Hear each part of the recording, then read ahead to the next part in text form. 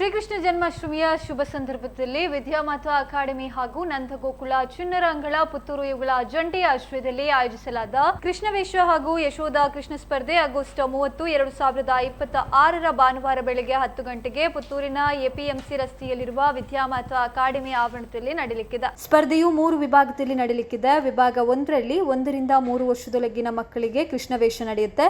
ವಿಭಾಗ 2ರಲ್ಲಿ 3 ರಿಂದ 6 ವರ್ಷದೊಳಗಿನ ಮಕ್ಕಳಿಗೆ ಕೃಷ್ಣವೇಷ ಸ್ಪರ್ಧೆ.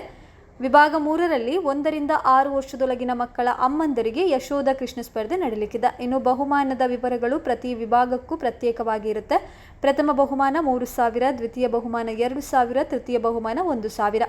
ಇನ್ನು ಭಾಗವಹಿಸಿದ ಎಲ್ಲ ಮುದ್ದು ಮಕ್ಕಳಿಗೂ ಹಾಗೂ ಯಶೋಧ ಕೃಷ್ಣರಿಗೆ ನೆನಪಿನ ಕಾಣಿಕೆಯಾಗಿ ಪ್ರಮಾಣ ಪತ್ರ ಮತ್ತು ಪದಕವನ್ನು ನೀಡಲಾಗುತ್ತೆ.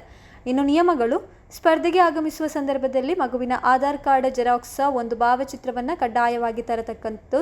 ಸ್ಪರ್ಧೆಯಲ್ಲಿ ಭಾಗವಹಿಸಲು ಬಯಸುವವರು ಆಗಸ್ಟ್ 28ರಂದು ಹೆಸರನ್ನು ಕಡ್ಡಾಯವಾಗಿ ನೋಂದಾಯಿಸಿಕೊಳ್ಬೇಕು.